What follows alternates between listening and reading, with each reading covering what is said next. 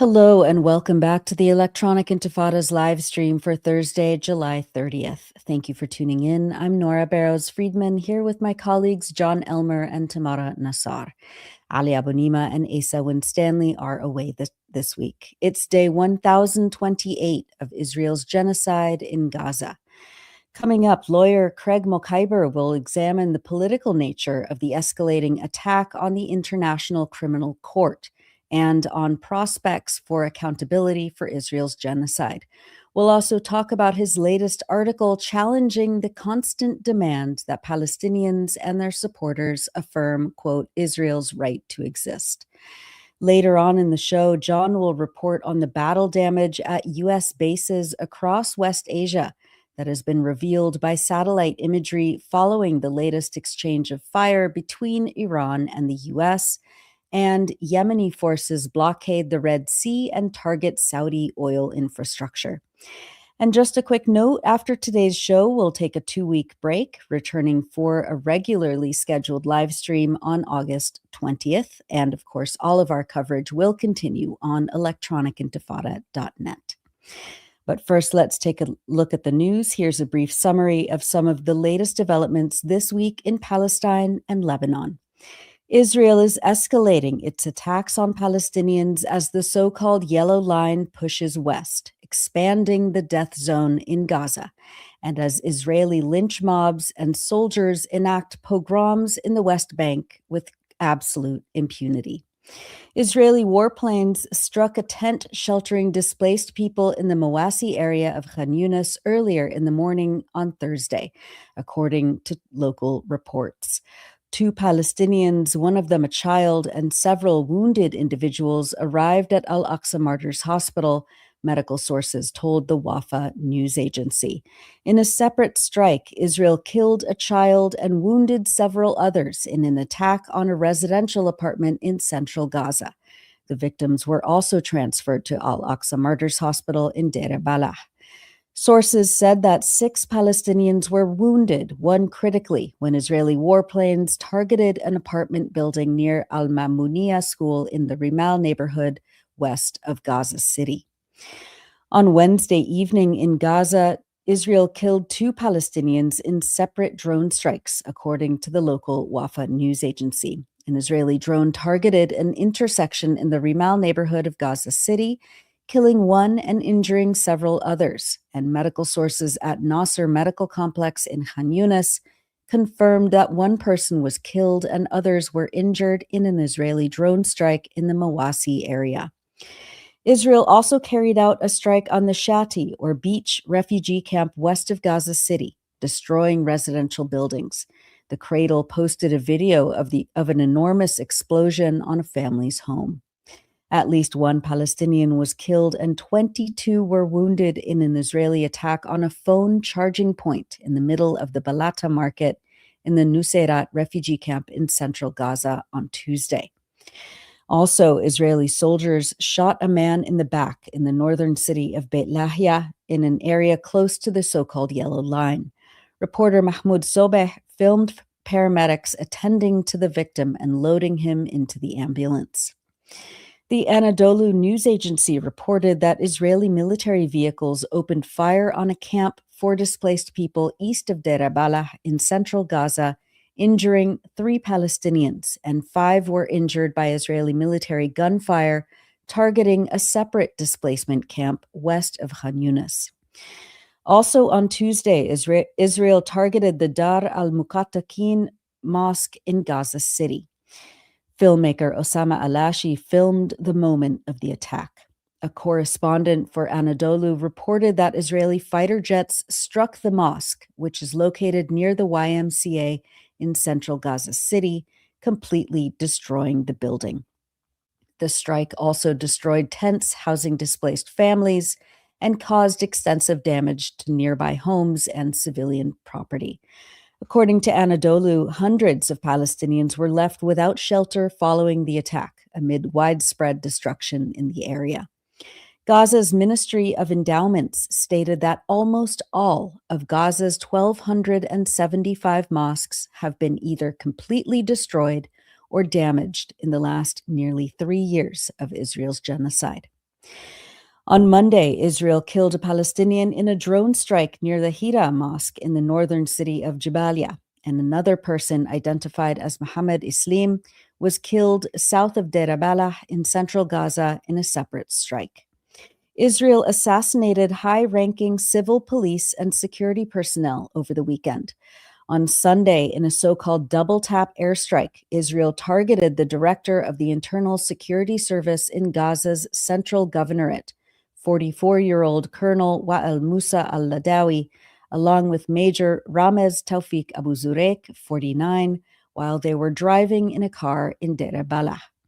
This came just a day after Israel assassinated the police chief in the North Gaza governorate.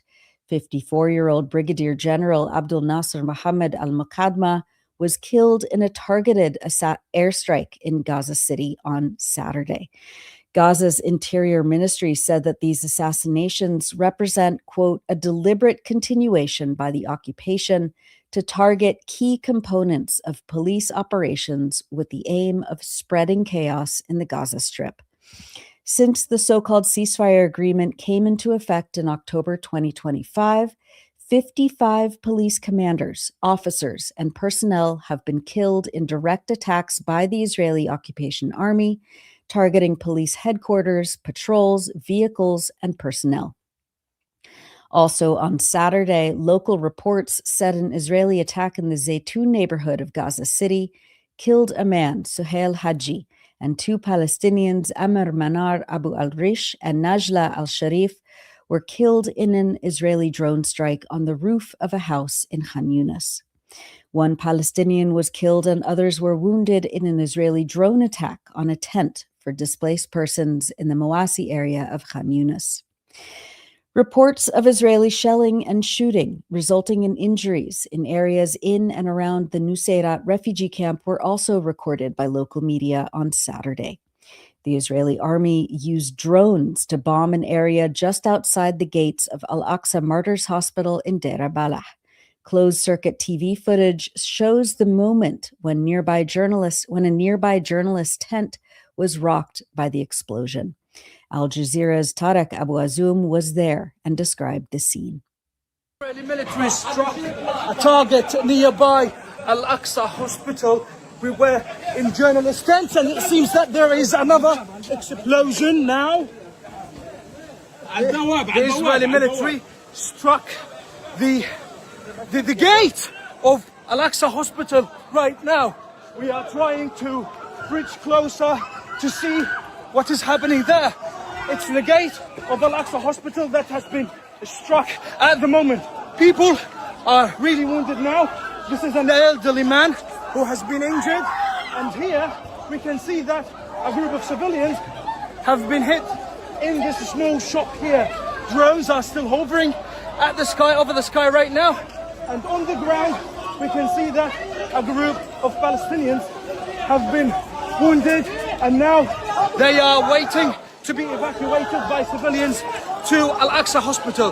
This has been one of the bloodiest days here in central and northern Gaza. The Israeli military has been raising up and scaling up the scale of attack, and civilians are trying to evacuate the casualties from this side. This is the gate of Al-Aqsa Hospital, and here these are shops where people usually buy their needs and journalists gather. So it's another chapter of agony, misery, and relentless attacks as ambulances and casualties are now evacuated to inside the hospital here. It's very chaotic at the moment as the Israeli military is still scaling up the attacks with no sort of respite across the territory. That was reporter Tarek Abu Azoum in Deir Balah on Saturday. Israel is continuing to expand its extermination zone in Gaza, as reporters and field researchers documented the so-called Yellow Line moving further westward yet again this week. The United Nations Humanitarian Office stated on Tuesday that its partners received reports of more than a dozen families who were newly displaced in eastern Gaza City. Palestinians in Deir Balah, Khan Yunis, and the Gaza City neighborhoods of Zaytun, Tufah, and Shujaia, as well as northern Rafah, told Reuters that Israeli forces have advanced the yellow block markers during the past 10 days, triggering new waves of forced displacement. At least 7 people interviewed by Reuters said residents in some affected areas, quote, received warnings via text messages or drone-mounted loudspeakers before leaving once again.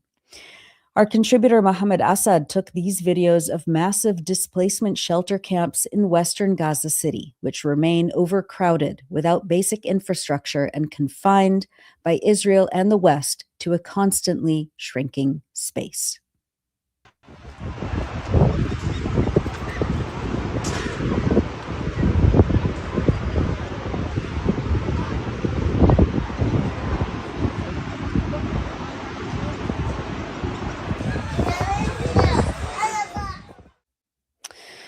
Turning to the occupied West Bank, 4 Palestinians were killed on Friday, July 24th, in a rampage by Jewish Israeli settlers and soldiers in the village of Tel, near Nablus, in the north. Dozens of Israeli settlers from the nearby colony of 𝐓𝐡𝐞 carried out a pogrom in the village, trying to break into homes and opening live fire on Palestinians who amassed to defend themselves and their properties from the invading lynch mob.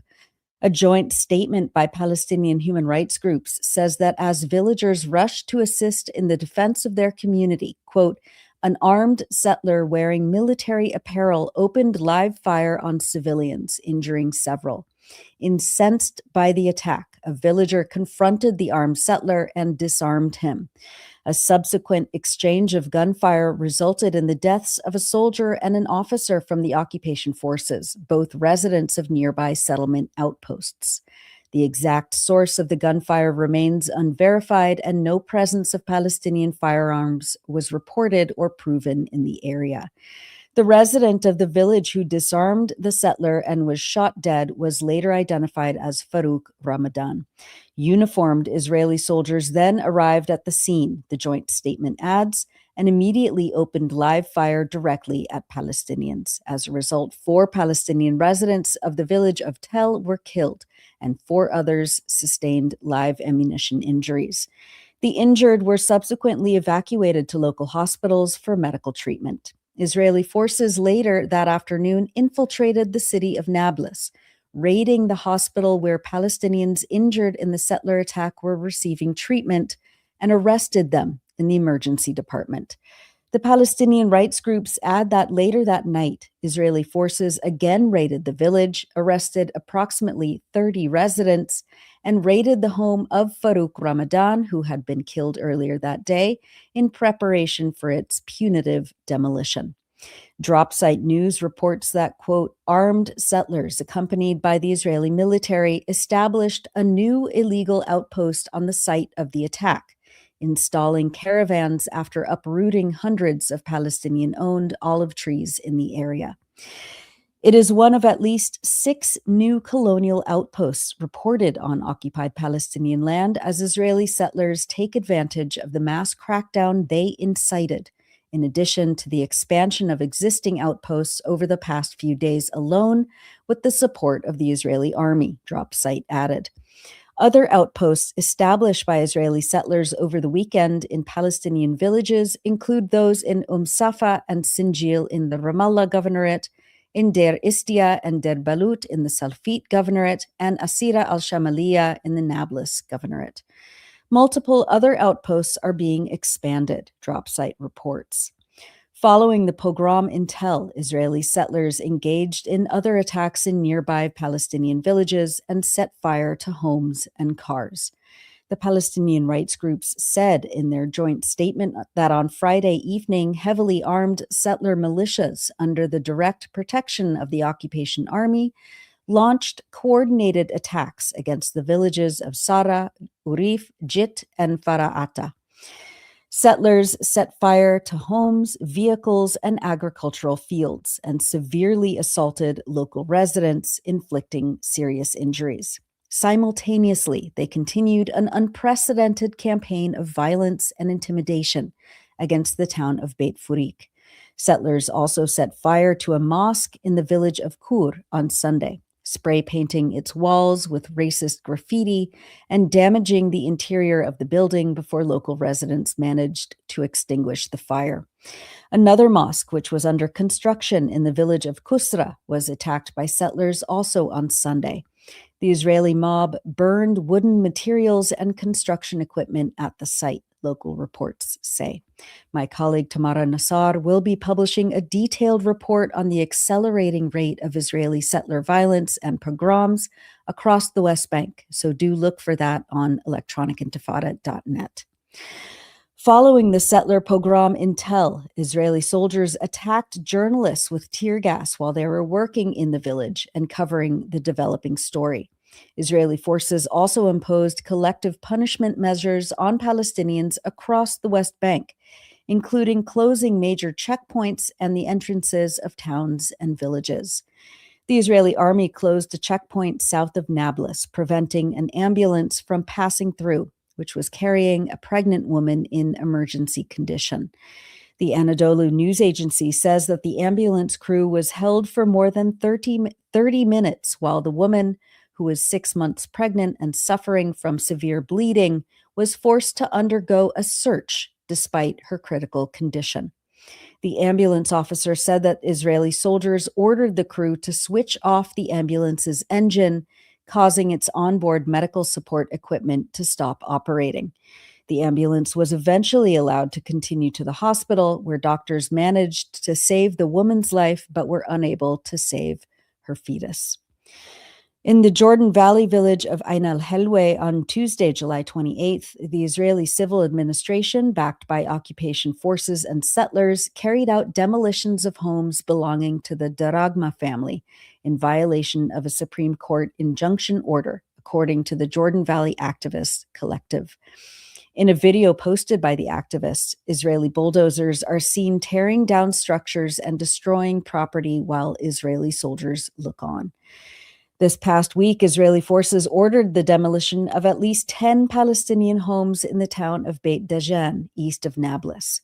The Wafa news agency reported that the demolition orders are targeting homes and agricultural structures in the central and eastern part of the town, including a poultry facility. In Lebanon, our contributor Roqayah Chamseddine reports on continued Israeli attacks on the south, where she says the reality on the ground clashes with the Lebanese state's PR campaign. She filed this report for the Electronic Intifada on Wednesday. This is Roqayah Chamseddine reporting for the Electronic Intifada. The so-called ceasefire framework backed by the United States in southern Lebanon has been thoroughly exposed as a hollow diplomatic fiction, collapsing entirely under the weight of relentless Israeli violations as Israel continues its relentless campaign of destruction. That reality was driven home recently when an explosive-laden drone, in an operation attributed by the Israeli military to Hezbollah, directly targeted and struck an Israeli D-9 armored engineering bulldozer. The heavy machinery was actively operating along a self-declared military zone on the 𝐓𝐡𝐞 Ridge. According to the occupation's military, the overnight precision strike set the heavy engineering vehicle ablaze and caused significant material damage. As of publication, Hezbollah has not confirmed or denied that they took part in any resistance operations. While Israeli occupation forces routinely violate every principle of sovereignty by maintaining a permanent military footprint and carrying out daily attacks inside southern Lebanese territory, Israeli officials have labeled the drone strike a so-called blatant violation of the ceasefire, invoking pretexts of underground infrastructure and mobilizing forces around the 𝐓𝐡𝐞 Ridge. Occupation authorities immediately began weighing a wide-scale military retaliation. This escalation is part of a broader, ongoing campaign of violence targeting southern Lebanon. Israeli occupation forces have launched intense and concentrated artillery shelling against Nabati al-Fawqa, firing from occupation positions near 𝐓𝐡𝐞. Then there is heavy artillery and explosive demolitions, which have targeted residential neighborhoods and outskirts in places like Markaba and the Marja'yun district, which have sparked fires and reduced homes to rubble. Meanwhile, other attacks and provocations have continued to plague towns across the south, including sound bombs dropped over Mansouri and Sur, alongside unceasing reconnaissance flights over Beirut and its southern suburb. The flashpoint on the al-Tahir Hills and the relentless shelling of towns from Kfar to Markaba underscores a stark reality here on the ground, revealing that Israel refuses to halt its aggression or withdraw from Lebanese territory. As southern Lebanese communities face persistent bombardment and encroachments into their land, the latest developments demonstrate that the occupation's ongoing incursions are actively driving the region toward renewed confrontation. That was Roqayah Chamseddine reporting for the Electronic Intifada from Lebanon, and she filed that on Thursday today, not Wednesday. We've published many features in the last week, but today we're highlighting excerpts from Danger is Never Distant in Gaza's Orange Zone by Donya Ahmad Abu Sitta, writing from Gaza. Since the genocide began, Donya writes, I have kept a diary of my countless displacements, but after the first 10 moves, the entries all seemed pointless and repetitive. October 11th, 2023. Moved to a UN school after Israeli explosions shook our home. December 5th, 2023. Moved to Rafah. Sniper was meters away from the UN school. June 13th, 2025. Moved to Al-Mawasi after Israeli forces launched another ground invasion of Khan Yunis. Weather was hot. Transportation unavailable due to lack of fuel. In those previous displacements, we've been forced to leave rented homes and apartments after following evacuation orders, sometimes leaving everything behind. But with this latest displacement, there was no evacuation order, no immediate threat. The owners of the apartment we were renting wanted to sell it. My family and I had lived in this apartment in Western Khan Yunis at the Al-Nam Sawi Towers for nearly a year. From the 5th floor balcony of the apartment, we had a view of the backside of the Nasser Medical Complex, where we could see the funerals of martyrs and hear the sirens of ambulances following every explosion from Israeli bombs. As a medical student, the location was convenient, as I didn't have to walk far to the trainings and workshops held at Nasser, always packed with students, some of us sitting two to a chair. At one workshop, we learned how to stitch up wounds. We didn't have enough stitching kits, so we shared, and I later practiced at home. Our move-out date approached, and we still hadn't found a new place to live. For weeks, every member of my family joined in the search. We asked residents and questioned shop owners about potential homes. We also called friends for help and looked on Facebook pages, but to no avail. Finally, we decided to look further afield. A friend of my brother Hassan told us about a place near the Abu Hamid roundabout in Khan Yunis. The owners of the place had been his neighbors before the genocide. Yet there was one problem. The home was located in the so-called Orange Zone, an area that is adjacent to the occupation's yellow line. The Orange Line has been drawn up this year amid Israeli moves to increase the proportion of Gaza which it fully controls. On May 29th, Benjamin Netanyahu, Israel's prime minister, announced that he had instructed the military to expand its direct occupation so that it covers 70% of Gaza's territory. Everything behind the yellow line, homes, agricultural land, and everything in between, is off limits to us. Still, we had no choice. We had to be out of the house. We immediately got to work preparing for the move. Opposite our new home, a 3-story apartment building, is a small supermarket, and a little farther ahead is a prayer tent. On all other sides are ruined houses and piles of rubble. Our new house did not seem entirely like a house. To be more precise, it was a collection of concrete columns enclosed mostly by tarps instead of walls. My brother Hassan had repaired some of the walls, though they were still damaged. Inside was a living room, a bedroom, a kitchen, a bathroom, and a balcony that slanted more than the Leaning Tower of Pisa. Anyone standing on it would be likely to fall from the 2nd floor to the ground.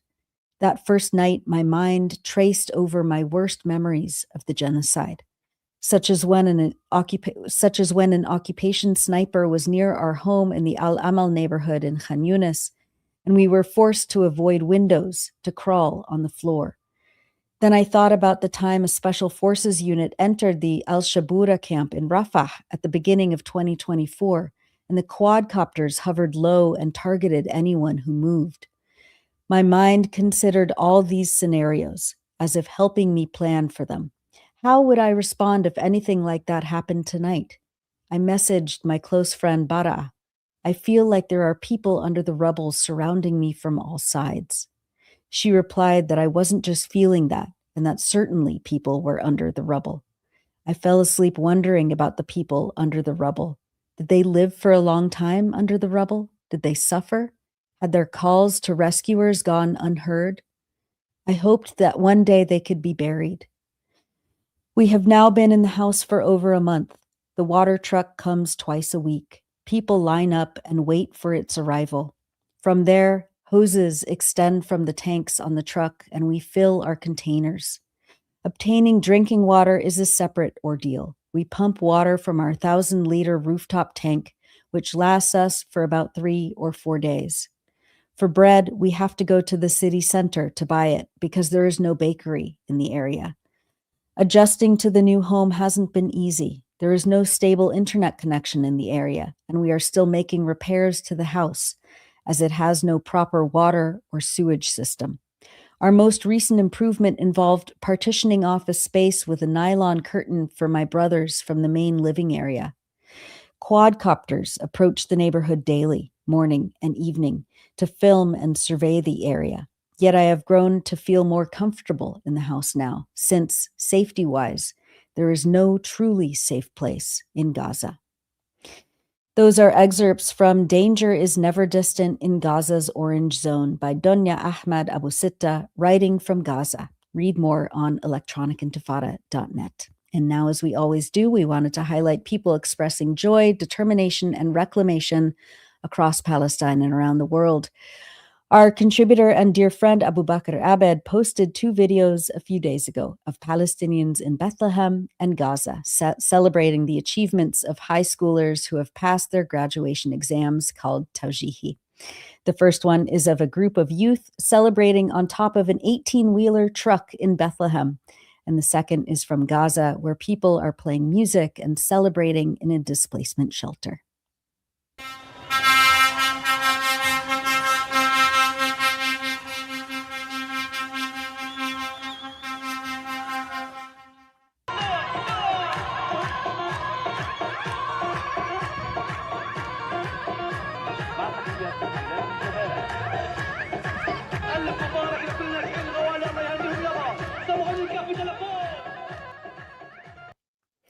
Mabruk for all the 𝐓𝐡𝐞 exam passers in Palestine. And that's it for the news roundup. As always, go to electronicintifada.net for much more, especially to read our new features by our brave writers in Gaza. You're watching the Electronic Intifada live stream. I'm Nora Barrows-Friedman, and as I mentioned, we won't have a show for the next 2 weeks, but we'll be back on August 20th. And Ali is away today, but he and I recorded an interview with human rights legal expert Craig Mokhiber yesterday. We'll play that now, and then we'll come back with Jon. Watching and listening to the Electronic Intifada live stream, I'm Ali Abu Ni'mah here with my colleague Nora Barrows-Friedman. Last week, the 125-member Assembly of States parties to the International Criminal Court voted to dismiss the court's chief prosecutor, Karim Khan, following disciplinary proceedings over allegations of sexual misconduct. 82 member states voted in a secret ballot to remove him from office. The vote came even though a panel of 3 senior judges appointed by the ICC's governing body concluded in March that the UN investigation did not establish misconduct or a breach of duty under the applicable rules. Israeli Prime Minister Benjamin Netanyahu, who is indicted for war crimes and crimes against humanity in Gaza by the ICC, and his supporters are celebrating. None of this happened in a political vacuum. Khan applied for arrest warrants against Netanyahu and then Defense Minister Yoav Gallant in May 2024. The court issued the warrant 6 months later for those crimes in Gaza. The United States and Israel responded with threats, sanctions, and a sustained campaign to cripple the court and intimidate anyone cooperating with it, including by sanctioning court judges and officials and human rights organizations that work with the court. Earlier this month, U.S. Secretary of State Marco Rubio announced what he called a sweeping campaign to dismantle the ICC, including more sanctions, travel bans, and pressure on countries receiving U.S. aid to reject the court's authority. Rubio later promised that Washington would dismantle the ICC brick by brick if necessary. And this week, Middle East Eye reported on recordings from October 2024 of telephone calls in which Netanyahu and the late U.S. Senator Lindsey Graham discussed using the misconduct allegations against Khan to delay the arrest warrants. Graham then helped recruit Democratic Senators Ben Cardin and Richard Blumenthal to a bipartisan letter demanding an investigation of Khan. Our guest today, Craig Mokhiber, has warned people not to allow Western governments to rewrite this history. As Craig put it, whatever one thinks of Khan, the same states that refused to execute the arrest warrants against Netanyahu and Gallant mobilized their diplomatic and political power to remove the prosecutor who requested them. Craig Mokhiber is an international human rights lawyer with more than 3 decades of experience. He served as director of the New York office of the UN High Commissioner for Human Rights until he resigned in October 2023 over the world body's failure to act against Israel's genocide in Gaza. Craig has also just published an important new article rejecting one of the central dogmas of Western support for Zionism, the claim that Israel has a right to exist. We're pleased to welcome Craig Mokhiber back to the Electronic Intifada live stream. Hi, Ali. Hi, Nora. Good to be back with you. So good to have you back. Thanks, Craig. It's great to see you, Craig. And you and I just a few days ago at the weekend were on a panel together at the conference of the Green Party USA that was in Chicago. And it was really incredible to hear you there. You brought such energy, and I had to do it online, but you were there in person, and it was good to hear from you that there was so much energy in the room. There was indeed. You know, for all of the horrors that are confronting us these days, I have to say the people are mobilized, and this meeting in Chicago was just the latest, example of how people are coming together to see what to do at this moment of existential threat to human rights and to all of us. And I'm encouraged by the energy that's coming out of civil society and out of progressive activists from all around the globe. Yeah, thanks. And we were, of course, joined by the one and only, the inimitable Medea Benjamin of Code Pink. So it really was a great event. Craig, let's begin with the dismissal of Karim Khan, the ICC prosecutor. Allegations of sexual abuse or workplace misconduct should always be taken seriously, whoever the accused is. But in this case, a panel of 3 senior judges concluded that the UN investigation did not establish misconduct or a breach of duty under the applicable rules. But the Assembly of States parties then reached the opposite conclusion and removed Khan in a secret ballot. Help us understand what happened. Yeah, and I want to echo what you hinted at there as well, Ali. None of us knows what happened behind closed doors between Karim Khan and his staff. None of us and no one else besides the 2 of them. I worked for decades in a hierarchical international organization. I know that those disparities of power are fertile ground for abuse of all kinds. And you're right that that's not something ever to be taken lightly. But the irony here is that this is an institution which is supposed to be dedicated to the rule of law, including due process, respect for judicial decisions, and so on. And yet that's not what happened in this case. You had, over longer than a year, a series of investigations that resulted first in an internal investigation that could not proceed because there was no complaint from the complainant. This was originally brought by a third party.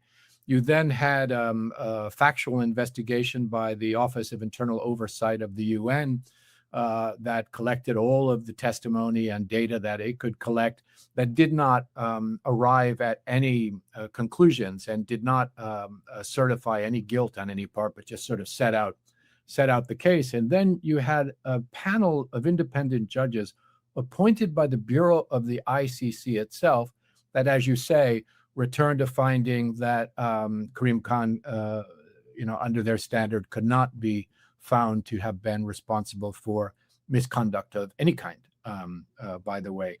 But the Bureau, which is a political body, to be clear, the court is, in the first instance, a body of member states.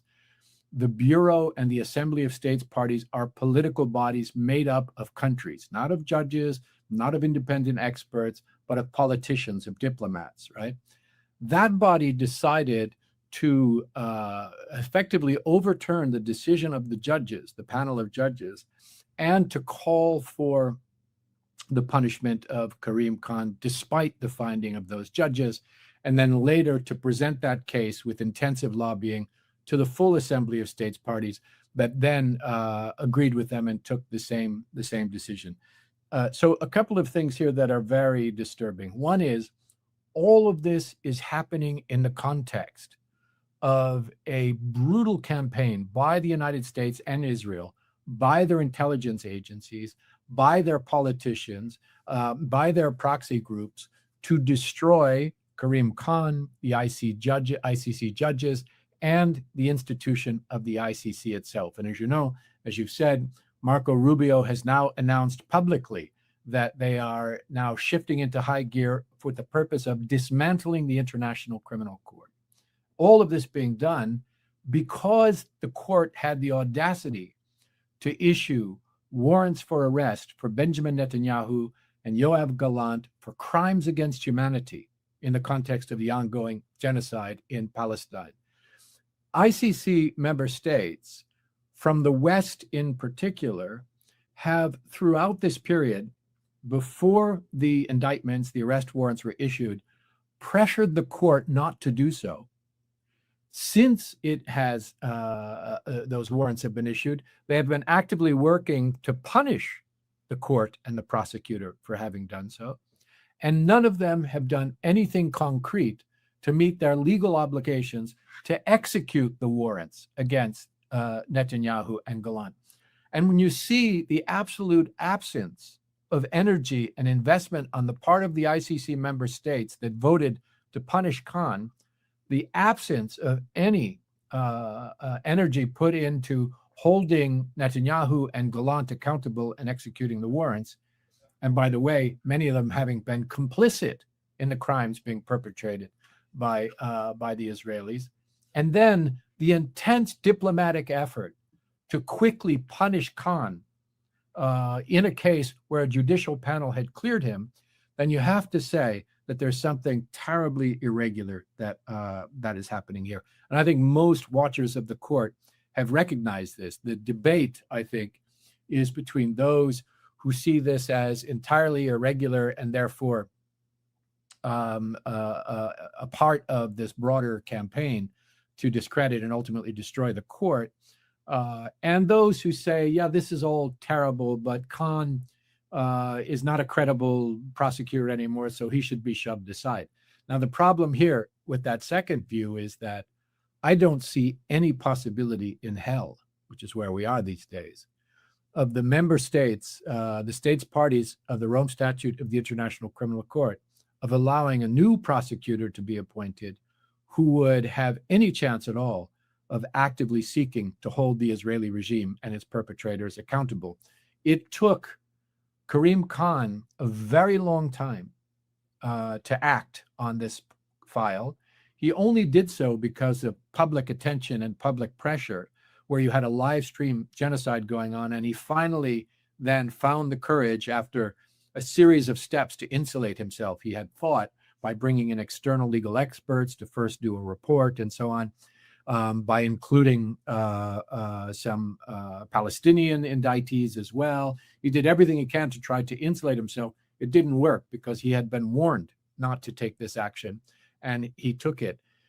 In the meantime, you have unlawful U.S. sanctions on the prosecutor, on the judges of the ICC, on non-governmental organizations cooperating with the ICC, including the most prominent Palestinian human rights organizations like Al-Haq and Al-Mazan and the Palestinian Center for Human Rights, all of them suffering under unlawful U.S. sanctions imposed on them in order to defend Israeli impunity.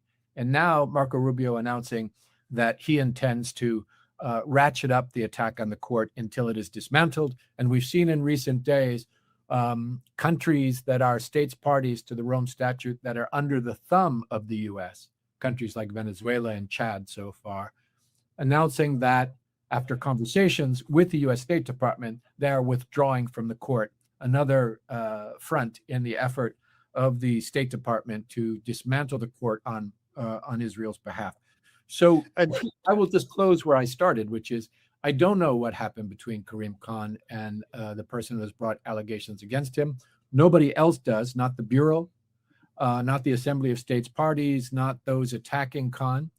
But I know that there was a judicial process and an investigatory process that did not hold Khan accountable, and it then shifted into a political process spearheaded by Western allies of the United States and Israel in order to remove him in the context of a broader assault on the court. And I think that's something that should disturb all of us, alongside our concern about potential sexual abuse and exploitation. And by the way, as I've said in my one of my posts recently, those who claim to be concerned about allegations of sexual abuse don't seem concerned about the fact that there is daily, gross, widespread sexual abuse taking place as we speak of Palestinian prisoners at the hands of the Israeli regime. The hypocrisy is too thick to bear. Yeah. Yeah. And just one quick follow-up, just to be clear, that the removal of Khan, as politically motivated and improper as that is, and also despite his shortcomings, as you said, he did the minimum and waited as long as possible to do it. But that doesn't take away, that doesn't cancel the arrest warrants for Netanyahu and Yoav Gallant. It does not, but what it does is it sends a further chill into the staff of the court, the judges of the court, the assistant prosecutors at the court who are responsible for handling the cases until a new prosecutor is appointed, and certainly for any person who would stand to be elected as the new prosecutor of the court. This is a campaign of intimidation. That's what the sanctions are about. We see an absolute rejection of the rule of law. The imposition of these sanctions is a violation of international law. It's also an act of obstruction under the Rome Statute, prohibited by Article 70 of the Rome Statute of the International Criminal Court. These are unlawful activities designed to intimidate people. When you see what Francesca Albanese is suffering under sanctions because of her cooperation with the court, when you see what those judges and prosecutors and NGO representatives are suffering, where they can't have a bank account, they can't access their health insurance, they can't rent a hotel room, they can't collaborate with other human rights defenders in the sharing of information. When you see what they're going through, you realize that that is intended to send a message to anyone who would dare speak the truth when it comes to the atrocities of the Israeli regime. So those warrants still stand. The case is still open. The court is still obliged to proceed, but the terror is real, and it's only going to increase over time. And Ali just did an interview with Omar Shaker of Dawn and Tariq Raouf of Taxpayers Against Genocide, talking about the fact that U.S. citizens can face up to 20 years in prison for sharing evidence of Israeli war crimes with the ICC. So it is a full spectrum attack right now. Craig, you mentioned Marco Rubio's promise of a full-scale campaign to dismantle the ICC, and of course what's happening with Venezuela and Chad, announcing their withdrawal from the ICC because of U.S. pressure, and this now subservience to U.S. imperial power, especially when we look at what's happening in Venezuela right now. And the question is, can the ICC as a body survive this campaign in any meaningful form? And what could the court, along with its 125 member states, the European Union, and the UN General Assembly, do right now if they were genuinely prepared to defend it? And also, what comes next after Karim Khan? Someone else is appointed. Can we expect someone like Itamar Ben-Gvir to now be the chief prosecutor, or what's the the system in place right now? Well, you can bet that every power in the hands of the U.S., Israel axis, and their allies is being deployed now to try to make sure that pending the total destruction of the court, which is their ultimate goal. And by the way, not just of the International Criminal Court, this is a broader campaign of buttressing the impunity of the Israeli regime, in which the US and Israel are working together to dismantle the rule of law more broadly. Not just the ICC, but pressure on the International Court of Justice, attacks on UN human rights mechanisms, rapporteurs, the Human Rights Council itself, withdrawal from international institutions, from the World Health Organization to UNRWA, alongside the murder of UNRWA staff by the Israeli regime. And another key tactic that they're using is the perpetration of the highest crimes of international law in public, under broad daylight, to send a message that even those crimes, like genocide, like aggression, that are the highest crimes under international law, that they are not bound, that there is no international law. And so this is a full frontal assault, not just on the court, but on international law itself, in order to buttress the impunity of the Israeli regime, so that they can carry on their bloody campaign across Western Asia and beyond. Now, there are tools that exist in international law. Sadly, we've watched through 3 years of live stream genocide that has not been a red line for far too many. As I've said over and over again, if genocide is not a red line, there are no red lines, right? But international law has some tools. The Rome Statute itself has this Article 70 that allows them to criminally prosecute anyone who impedes, intimidates, or corrupts an official of the court, anyone who retaliates against an official of the court for doing their duties under the court. And the interesting legal aspect of this is there's nothing in Article 70 that limits its application to perpetrators from member states. So it doesn't matter if you've ratified it, you could see a case brought against you. Not that the court would have the power, or that its member states would take the action to arrest somebody for doing this, but you still could issue indictments, warrants, and so on, and get it on the record. And power shifts and changes, and governments shift and change, and we don't know who's going to be held accountable later. And I think that the court should take action under Article 70 against Israeli, US, British, and other perpetrators who have been actively working to obstruct the court.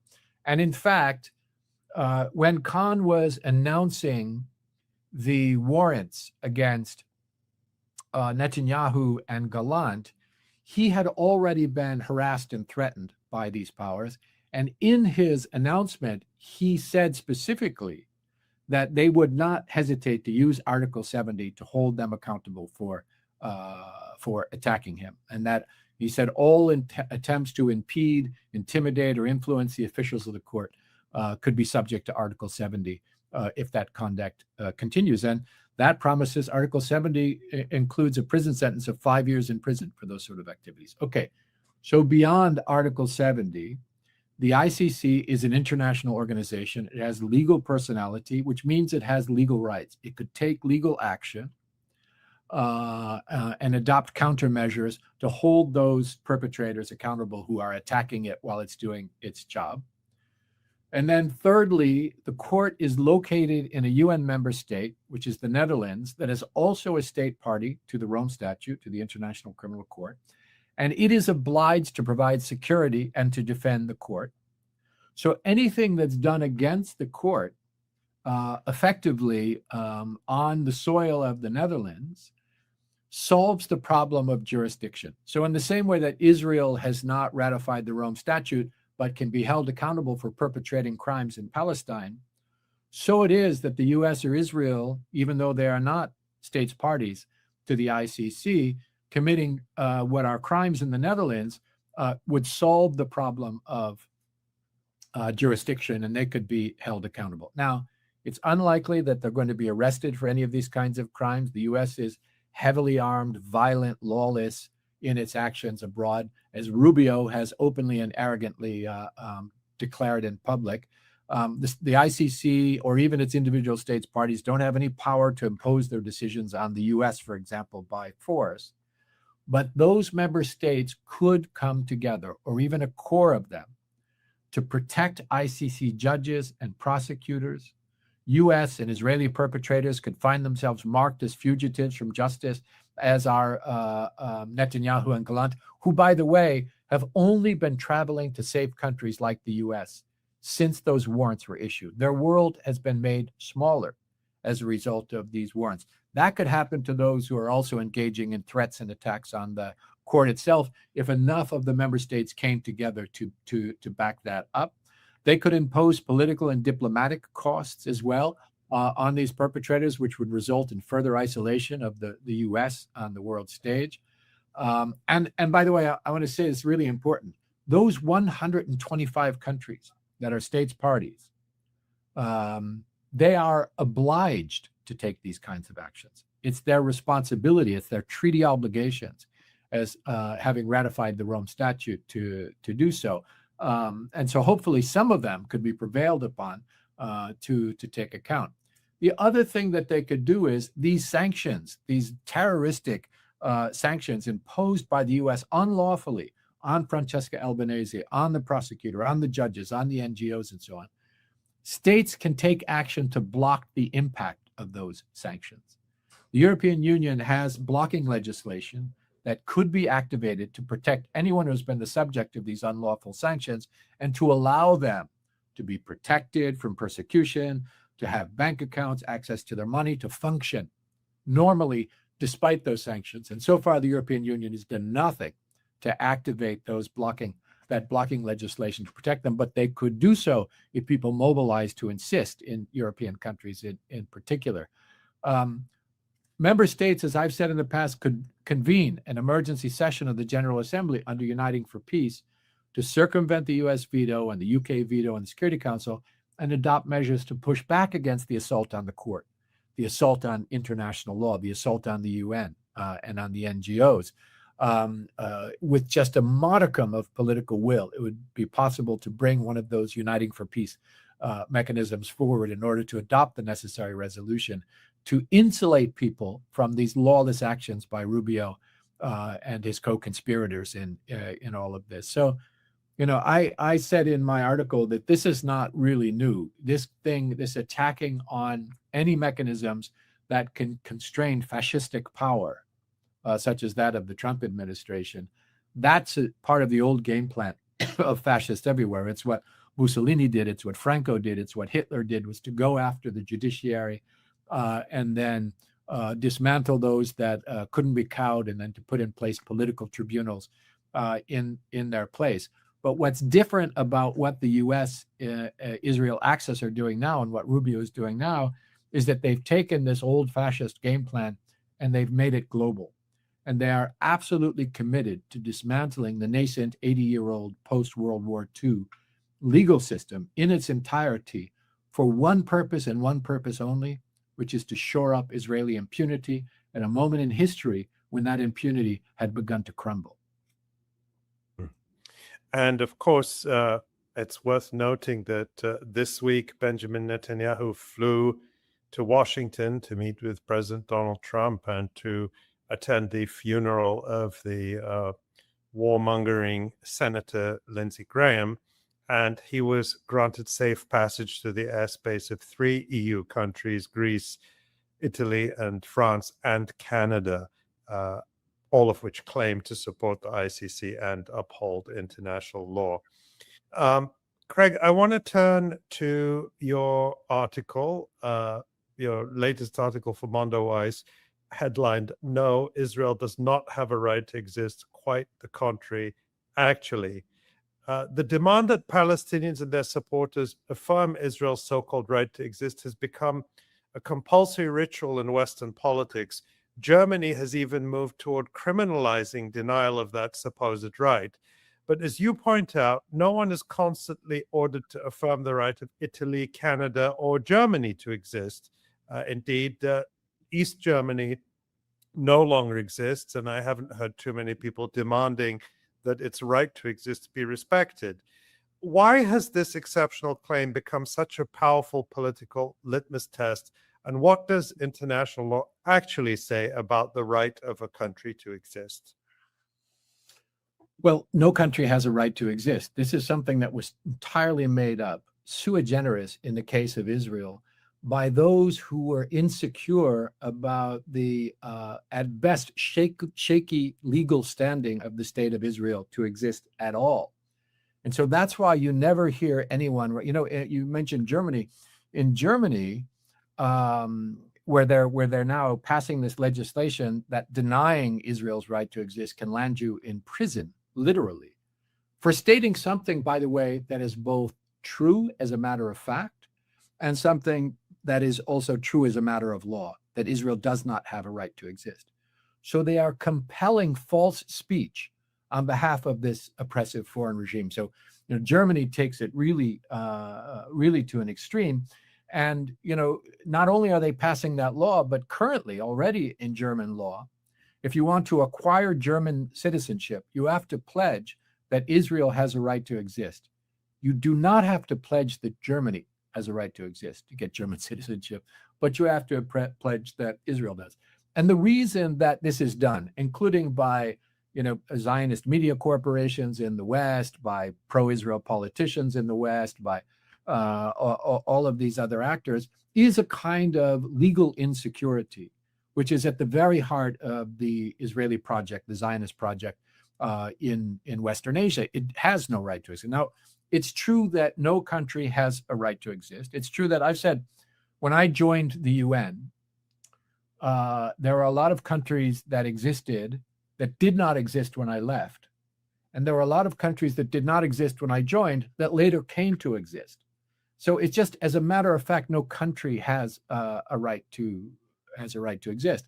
But when you look at the Israeli case and you look at the foundations of the state and its conduct, you find that if you were to identify one of the 195 or so UN member states, countries in the world, there is no country in the world that has less of a right to exist, even a claim to statehood, than does the state of Israel, as a matter not just of morality, but as a matter of international law.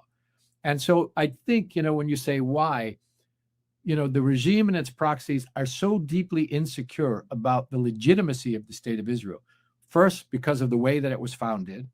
Secondly, because of its current standing vis-a-vis borders and other issues. And thirdly, the lawless and bloody history, the extreme conduct of this so-called state over decades. Because of that insecurity, they feel they need to enforce a fictional orthodoxy, that everybody has to say something that is obviously not true in law and not true in fact. It is the age of humiliation, that's for sure. Craig, in terms of saying that Israel has no abstract right to exist, you argue in your piece that because violations of Palestinian self-determination and other fundamental rules of international law are integral to Israel's creation and maintenance as a Zionist colonial project, other countries have duties of non-recognition, an obligation of non-assistance, and ultimately dismantlement of the regime. Can you talk a little bit more about that? Well, that's right, because, there's a whole series of cases and findings in international law that go back to the beginning of the UN and beyond that say, look, all countries violate international law. And the fact that you violate international law, even committing war crimes, crimes against humanity and so on, it does not, that does not erase your sovereignty or your sovereign equality. But what international law has found, and this is really mostly in connection with the South African regime in Namibia, the racist regime in Rhodesia that later became Zimbabwe, the work of the International Law Commission that adopted articles on responsibility of states for internationally wrongful acts. It's codified all of this, and it says, yeah, states can violate international law and still be states. But that is not the case if those violations were the very basis, were integral to the foundation of the state. And international law says that no state should recognize as lawful a situation created by a so-called serious breach or render any aid to maintaining that situation. And here what they're talking about is if your state was founded through violations of 𝐓𝐡𝐞 𝐄𝐥𝐿 and 𝐈𝐧𝐭𝐻𝐿 norms. You've heard me say that before, but these are the highest rules of international law. These are laws that there's no derogation allowed from. These are laws that apply to every state in all circumstances, right? If it was those kinds of violations, like the denial of self-determination, like genocide and aggression and those sort of things. So if you turn your guns on the local population, take the land from them and establish a state on their ashes, those violations of 𝐓𝐡𝐞 𝐄𝐥𝐿 and 𝐈𝐧𝐭𝐻𝐿 norms, that's integral. There is no establishment of the state of Israel without that. And that means that every other country in the world, 194 other countries, they are obliged under international law not to recognize that, not to recognize Israel as a state because of the nature of that. And then you add to that what has happened since that moment.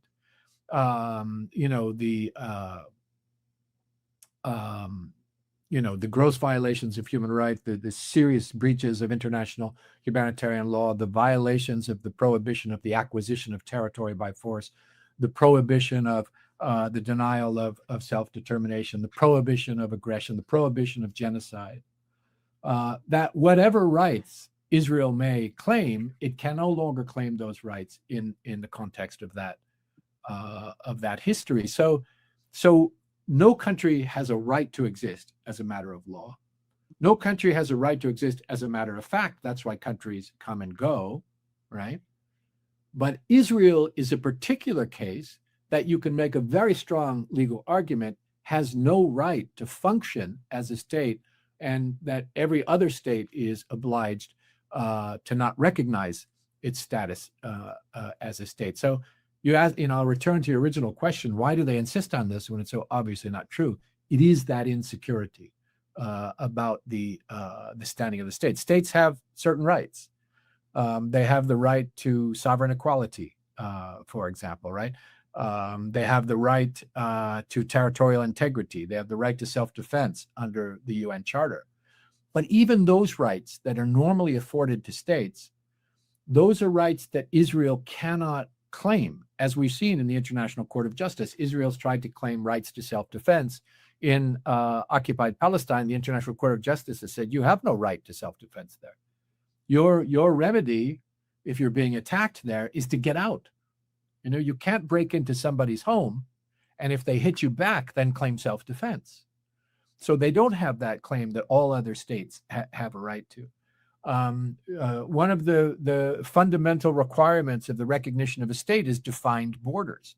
Now, you can have a state that has some border disputes here and there, but there's no other situation but Israel where most of the state doesn't have defined borders. It has agreed borders with Egypt and Jordan because of treaties in 1979 and 1994 with those countries.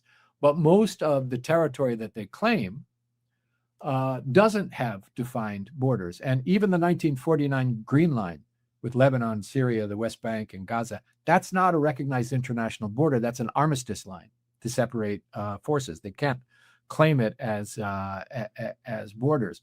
And I've argued even the 1947 partition plan borders that it could have claimed don't have any legal standing under international law, because the General Assembly can make all the recommendations it wants. It cannot create borders.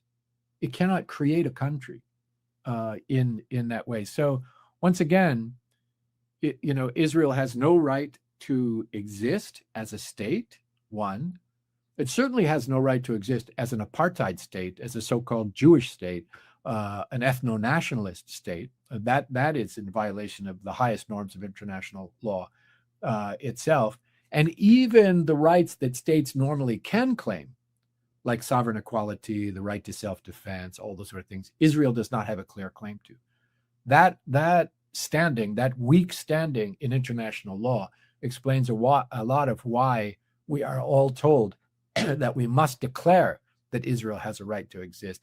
As Shakespeare said, "Methinks thou doth protest too much." That protestation is out of insecurity. That I think that insecurity and the demand that Palestinians, the victims, recognize this so-called right to exist. And there's two elements here. One is the so-called right to exist, which you've explained so well. And Israel was created in direct violation of the self-determination of the Palestinian people, because Palestine was occupied by Britain at the time. Britain had a mandate from the League of Nations to prepare it for independence, not to hand it over to European settlers who then expelled the majority of the indigenous population. It would be as if the white settlers in Kenya had expelled all of the indigenous Africans and declared a state there and said that we have a right to exist, which is, of course, exactly what happened in Rhodesia, in South Africa, with mass expulsion and mass displacement of indigenous people, and the declaration of a white minority state. There is no difference legally or practically with the creation of Israel. But Israel has gone further in saying not only does it have a right to exist as a state, but by claiming that Israel has a right to exist as a Jewish state, it's claiming it has a right to a certain ethno-supremacist composition, and that, if too many Palestinians are born, for example, then it has a right to expel them or kill them, which is exactly what it's doing now in Gaza. In other words, Israel's claimed right to exist as a Jewish state is actually a claim that it has a right to perpetrate genocide. Is that taking things too far, Craig, before we... No, not at all. In fact, I would say that this claim by Israel that it has a right to exist as a Jewish state undercuts its legal claim to sovereignty at all. And, one of the rights that states have is sovereign equality. You can't have sovereign equality without sovereignty. And what I've argued is that, sovereignty in international law doesn't belong to states. It belongs to people, the people of that state. And the Israeli regime, when it declares itself a Jewish state, it claims to represent a subset of the people there. It does not, and I don't think it even wants to, claim to represent the interest of non-Jewish persons, Muslim and Christian Palestinians, who are either present on that land or who have a right to be present on international law, have a right to be a part of the polity of that territory under international law. So the ethno-nationalist state of Israel, it can claim at best to represent the 7 million Jewish constituents on the territory. It cannot claim to represent what is almost 16 million Palestinians who have a right to be a part of that polity. Even if the regime forcibly settled every Jewish person on the planet on historic Palestine, it would still only represent a minority of the population vis-a-vis the Palestinian majority, because excluded from equal representation under that ethno-nationalist state are 1948 Palestinians. Excluded from any representation are Gaza, West Bank, and East Jerusalem Palestinians. Excluded from even the ability to return to the land where they have a right to return under international law, the diaspora Palestinians. They represent the overwhelming majority of persons who have a right to be a part of the polity of that land. So they can't claim sovereignty. So they're undercutting their own claims under international law by insisting on being a so-called Jewish state in that case. And they can't even claim governmental authority under international law. International law says explicitly, the International Covenant on Civil and Political Rights is the binding treaty that says this, to which they are a party, by the way, that the will of the people must be the basis of the authority of government. and that will has to be expressed in periodic and genuine elections by universal and equal suffrage. So Israel's government, whether Likud or Labor, doesn't have legitimate authority under international law, on that basis, because it excludes millions of the indigenous people of the land on the basis of this ethno-nationalist criteria. That's a breach of these requirements, and so they can't claim legitimate governmental authority. And of course, the International Court of Justice has already affirmed that it has no such authority over Gaza, the West Bank, or East Jerusalem. But the unequal terms imposed on Palestinians inside the Green Line and the total exclusion of those forced in diaspora make that same rule of international law applicable to the remainder of the Palestinian community as well. They can't claim sovereignty, they can't claim sovereign equality, and they can't claim legitimate governmental authority over the people who are there on that basis. So let them keep claiming this, making this apartheid claim. All they're doing is undercutting their own legitimacy and their own lawful standing under international law. And this is why they want to get rid of the ICC as a major step. And international law more broadly. Yeah, That's right. It's inconvenient. Yeah. Ali, go ahead. Yeah, so we just have a very short couple of minutes left, Craig. We just wanted to get your reading of the current situation in the U.S. war against Iran. They did sign that memorandum of understanding in June. It broke down very quickly with the U.S. renewing attacks on Iran and Iran counterattacking very powerfully across the region against U.S. bases. What's your reading of where this is and where it's going? Well, I mean, where it is it, in the first instance, it demonstrates the degree to which the capture of the levers of power in the U.S. foreign policy establishment, in the White House and the Congress, by Israel's interests is almost complete. This is something that the Israelis, as you know, have been trying to get the U.S. to do over a period of decades. They've only succeeded with the people like to politely describe Donald Trump as transactional. The old-fashioned word used to be corrupt. In this case, so they've managed to succeed in that. It's not going the way they had hoped. I think that the Iranian resolve, the Iranian resistance, Iranian steadfastness has demonstrated that deterrence is not just something in the history books, that deterrence is possible, that resistance does matter. I mean, I think they've put to shame other governments of the region that have bowed down to the empire and to Israeli hegemony in the region, and together with resistance movements around the region have proven that resistance can make a difference. When I every once in a while I will turn on corporate media in much to my suffering here in the United States. And it's amazing. The one thing that you never hear is that every single thing that the United States and Israel are doing against Iran, every day that a missile is fired, that a boat is fired upon, every one of those is a crime under international law. This so-called war is an act of aggression, the crime of crimes, according to Nuremberg, prohibited by the UN Charter. The original attack was an act of aggression, and everything happening since then has been an act of aggression. And because some of those acts of aggression have included war crimes that are elsewhere defined in international law, not least the massacre at a girls' school, not least the attacks on civilian infrastructure, every one of these are crimes times two.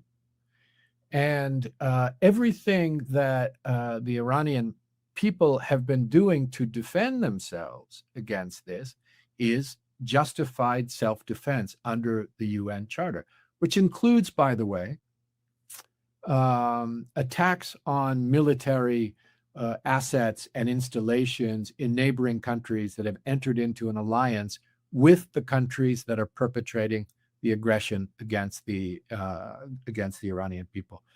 The cost has been huge in terms of civilians and civilian infrastructure.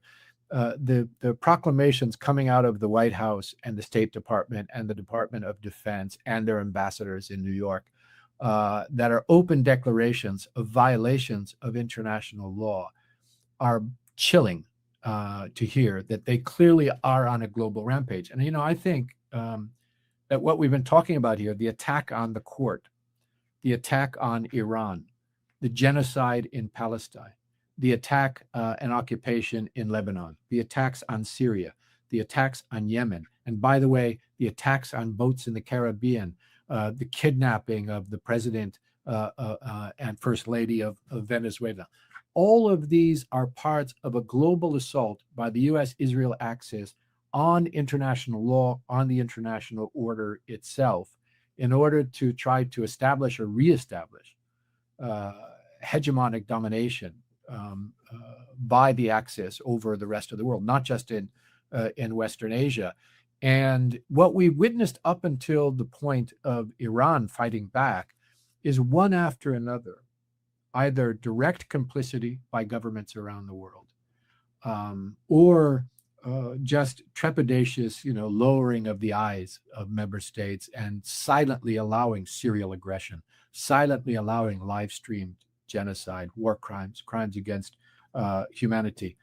This action of self-defense taken by Iran is the first truly consequential action by a member state, by a state, a recognized state, recognizing, of course, that there has been resistance to this horrific onslaught by people around the world, by students on their college campuses, by flotillas, by people's tribunals, by demonstrations, by the resistance in Palestine, the resistance in Lebanon, by Ansar Allah in Yemen. But this is a state.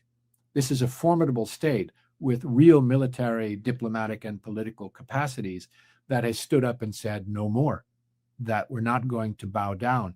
And I think that's an important moment in history. And, you can only be on one side of this assault on human rights, this assault on international law, this assault on the broader post-war system. Either you are in support of those attacking it, which is the U.S.-Israel axis and their allies, or you're in support of those who are defending it, and therefore of the victims, therefore of the vulnerable, therefore of the people who believe in international law. And it's a moment in history when we all have to choose.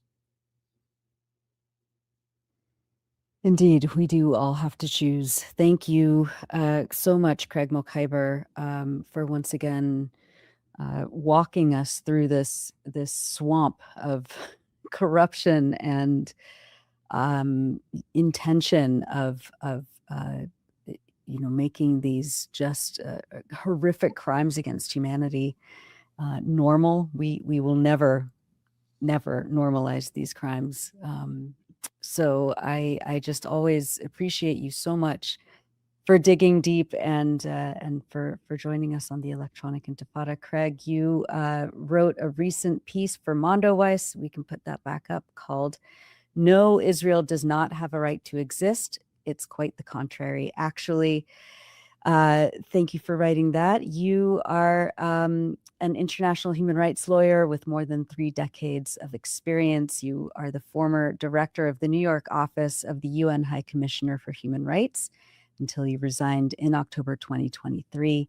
Craig Mokhiber, as always, thank you so much, and we'll have you back on again really soon. Always great to be with you. Craig.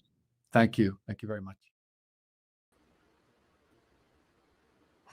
Hi, Jon. Nicely done. Yeah, it's just having that analysis of the exact intention by those in power in the West of not only dismantling bodies like the International Criminal Court or the Court of Justice, but the rule of law itself, international law itself. This is what they intend to do, and we've been watching for 1,028 days while they do it. That's it. It's stunning. I mean, I'm always just kind of left speechless that the most vile, despicable, corrupt, criminal people are forcing the entire world to watch them carry out a genocide without any responsibility and with all the impunity that they are taking for themselves. Yeah, and this massive middle layer of states that are just quiet on it. Yeah. So there's no real cost to them speaking out on a moral basis. No. Looking at you, Canada. Yeah. I mean, God. I know. Yeah. And as Craig was talking about in terms of what's going on with the Iran war, he said, it's not going the way that the US or Israel expected. What's your I'll say. What would you add to that, Jon? It's only going to get worse too. That's the thing, is that a lot of this stuff we've been covering week after week, it gets worse. We're going to get into it today about missile stockpiles, and there just really is a finite amount of time that the United States is able to fight. Yeah. Maybe Israel joins and adds some small number of interceptors to the declining US stocks. But if Israel joins the war, Israel's going to be on the receiving end of massive ballistic missile strikes like we saw before. So having Israel join doesn't actually give you more interceptors. It means you have to spend more, because we know the United States' principal goal is protecting Israel. Yep. It is. All right. So you're going to walk us through what's happening in Iran and also Yemen as well. So yeah, let's go for it. Take it away, Jon. We'll come back right afterwards. All right. So you are watching and listening to the Electronic Intifada. I am Jon Elmer. This is the Resistance Report on day 1028 of Israel's genocide in Gaza, day 153 of the U.S.'s illegal aggression against Iran. I am reporting this on the afternoon of Thursday, July 30th, and things are, as always, moving quickly. We will get into that more on the show. Let's take a look at the maps, as we always do. Again, this war was started, as Craig pointed out, with the supreme international crime of aggression, but by the Israelis and the Americans that launched the war on February 28th. More than 10,000 U.S.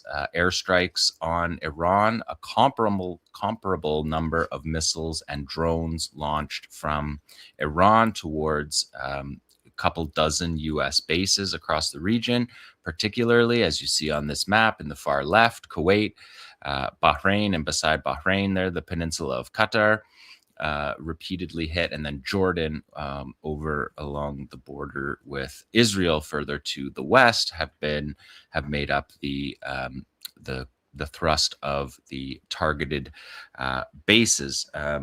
The real point, actually, this week in our weekly show was that for 5 days this week, there was an undeclared pause in fighting. The U.S. stopped after 13 straight nights in the middle of July till this week, 13 straight nights of attacks that were responded to by the Iranians. And then after the final response to the final U.S. Attack, overnight attacks, the U.S. were doing the nightly attacks. Iran responded to the final one, and then there was a pause, in effect, an undeclared ceasefire, because Iran wasn't acting wasn't aggressing. They were being attacked, and they responded. And again, this has taken off, and now, as we are on the air, U.S. strikes last night, overnight, resumed, and Iranian missile attacks have resumed as well. And we'll get into some of those as we move forward. But just on the Strait of Hormuz, as we look at the next map, we can see the Strait of Hormuz. The Islamic Revolutionary Guard Navy said that, again, I've read you this pretty much every week. This is exactly what they say every time. It's also what they say on Channel 16, which is the channel, the radio channel that all ships in the Gulf, Persian Gulf, are communicating on. But it says, we warn against the use of alternative routes in the Strait of Hormuz. The entrance to and exit from the Strait of Hormuz are clearly defined and remain under our full control. The alternative routes are unsafe and dangerous, and we warn against using them, as doing so will have serious consequences. That route they're talking about is the Omani route, with so-called U.S. escort, but it's not ship escort because they don't have enough resources for that. It's an aerial escort at best. It's also a hotline that ships that are about to get struck by Iranian projectiles for violating Memorandum of Understanding number 5 are attacked in that channel. And the crossings of the Strait of Hormuz have become a trickle. In the Omani route, it's less than 1 a day. And it's a 10 or 12 a day through the northern channel. Again, this is a significant reduction from the more than 120 oil tanker crossings before the war, down to a trickle now. And again, the World Bank has said that this is they said actually weeks ago that this was the largest oil disruption in the history of oil. And so that was as of a couple of weeks ago. So it's that much worse today. And the understanding from industry sources is the flow rate to recover for each of these is each day it's closed is at least 1 week to resume. And so now we have been closed for months, and we're talking multiple years to recover the oil flows back up to the global supplies that are necessary. Let's take a look at the next map. We can see I showed you this map last week. It's handy to see the whole region. If you look at the bottom, in the middle there, you see it's just cut off at the bottom, but that is the Bab el-Mandeb. That is the strait into the Red Sea that is being blockaded by the Yemenis. We'll get to the Yemeni front a little bit later, but just to show you that. And then you can see here clearly the U.S. base architecture throughout the Middle East that has been targeted. And again, primarily being targeted in Jordan, Kuwait, Bahrain, and Qatar. Saudi Arabia is apparently not allowing their air bases to be used in the same way for attacks. And so they have been largely spared from this round of fighting. At least we'll see how long that holds up. Now let's take a look at this missile stockpiles, because I'll just say it straight up from the New York Times. We don't quote from the New York Times very often, but they put it pretty concisely here when they said Trump has set aside, at least for now, plans to sharply escalate American military assault against Iran, with particular concern that intensifying the war could dangerously drain the Pentagon's already diminished stockpile of Patriot and THAAD anti-missile interceptors across the Middle East. General Dan Kane, the chairman of the Joint Chiefs of Staff, has cautioned privately that resuming major combat operations against Iran was doable, but that it would dangerously deplete interceptors available to the United States military's Central Command, which is responsible for operations all over the Middle East. Now, this is the CSIS map, the Center for Strategic and International Studies graphic. They put this graphic up as of April. And you can see the unit cost, particularly we're looking at the air defense costs, or the bottom two, the SM-3 and the SM-6. Those are interceptor missiles that are on Navy ships on the Aegis program. And the Navy ships, as I've reported week after week, are far too far away from the battle to actually impact it with their interceptors. They're too far away. They're too far offshore. They were too far offshore in the Mediterranean, worried about Hezbollah attacks. They're too far out into the Arabian Sea because of IRGC attacks. So those are really off the table. We saw those SM-3s and SM-6s being used in the Yemen war with the U.S. when the Yemenis were firing constantly on American aircraft carriers and destroyers. But the bottom two are the key. First of all, the THAAD, the Terminal High Altitude Area Defense, which is their most significant air defense system, $15.5 million per interceptor. Less than 100 interceptors can be made in a year. The production line for these is 4 and 5 years out from an order. Orders that are already in the production line are 1 to 3 years away. So this is just really absolutely and completely limits the Americans' ability to carry out this war. And that's why you see the stops and starts, the threats, the breaks, the pauses, because the U.S. cannot continue this. And you can see just in the first 39 days of actual combat from February to April, you can see the amount of munitions used. The THAAD goes from 360 to 190, Patriots 2,300 down to just over 1,000. Again, this is April. We have now been covering 3 weeks of exchange of fire in July alone. So why don't we take a look at the next one, because they updated this to show. And again, so you're seeing finite resources. You can see it with your very eyes here.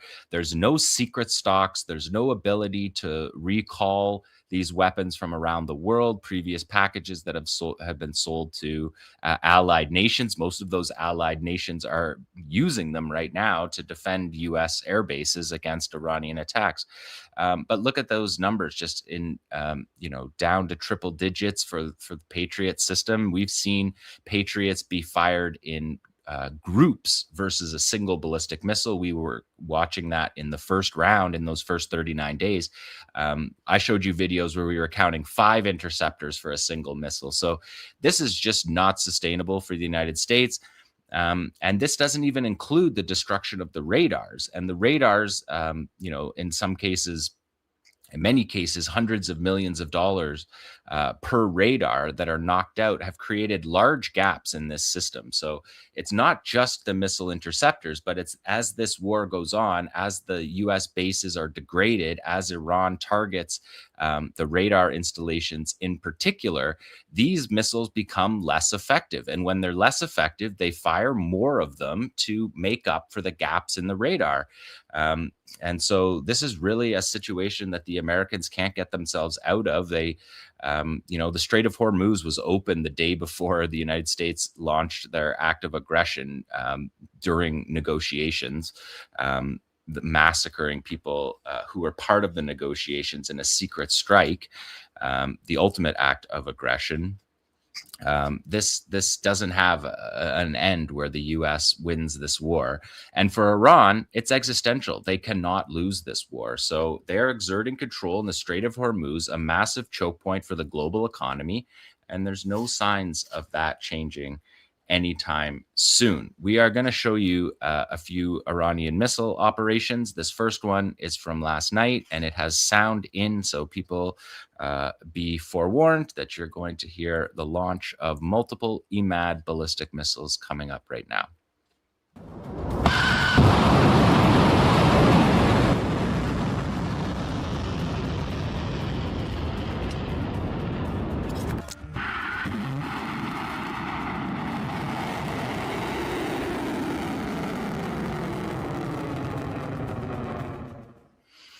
So that is an 𝐓𝐻 liquid fuel ballistic missile traveling at 8,600 miles per hour. As Trump pointed out today, he seemed really impressed by that. He said that they intercepted everything fired at Jordan. Just as we came on air, satellite footage emerged of what appears to be multiple F-35s struck on the apron at Mokhiber al-Salti Air Base in Jordan. We will follow that up for next week's show for sure.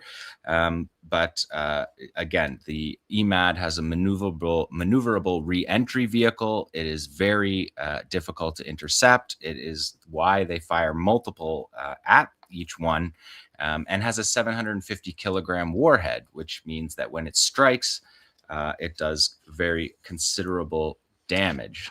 Let's look at the next strikes. These were from earlier in the week, just before the pause. Here we're seeing the launch of a series of Fatah 110s, Zulfagar. There you see a wave of them launched all at once. The IRGC said this was the 27th wave launched, they said, against a devastating attack against the American base at Al-Azraq, that is Mokhiber al-Salti Air Base, causing significant damage to several fighter jets and killing and injuring a number of American soldiers by destroying their military base housing. So significant strikes also at Mokhiber al-Salti is the base where 3 soldiers were killed And I showed you that video last week and appealed to the United States military soldiers in the Middle East. There's 4,000 of them in Jordan alone and 50,000 in the Middle East. I said to send us what it looks like when you're under attack on a U.S. airbase in the Middle East.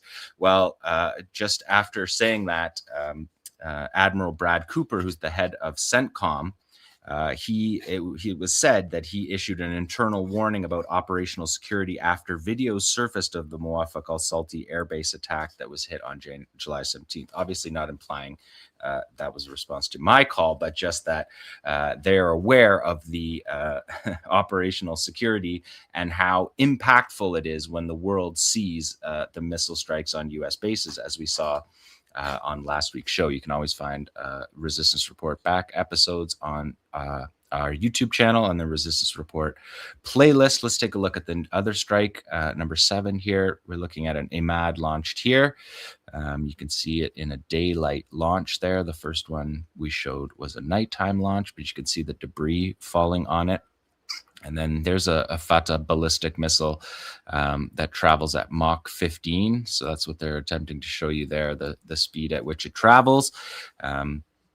That was launched in that last raid. Then you're going to see a group after this of Khyber Sheikhan and Zulfiqars and Fatah 110s. Those are the solid fuel missiles that they use. You can see there with the opaque white colored smoke, that exhaust smoke from the missile to give you a sense of the solid fuel. And again, the solid fuel can be fired in less than 10 minutes. They can be deployed, road deployed. They could be missile silo deployed. Here's Shahed drones, again, that have been pinpoint accurate and striking bases across the region. Particularly just across the Gulf, where all the states that are being targeted. That's a Shahed 101 that you're seeing going up there at the end. Let's take a look at number 8. We've got some more drones here from the 27th wave. And again, the 27th wave targeted air bases in Jordan and Kuwait. And you can see the Shahed 136 here be launched off the rack launchers there. You'll see them as they get closer. This is a drone swarm that's being launched simultaneously, and you can see the racks. These next 2 ones, you can really see it better there. And that's how simple it is to launch these Shahed drones. You can see the rocket booster is what falls off there as it flies after the rocket boost there. It drops off the rocket booster to reduce its weight. And these have been obviously a devastating weapon throughout this war. Let's take a look at number 9, because again, I always want to bring in the fact that it's not just the IRGC that's fighting. It's also the Iranian armed forces themselves, the Iranian army, the Artesh. This is an operation on Camp Buehring, Camp Doha, and Camp Arifjan in Kuwait. And you can see them launching their Arash 2 long-range drones there, effectively a cross between a drone and a cruise missile that were designed specifically for targeting Israel.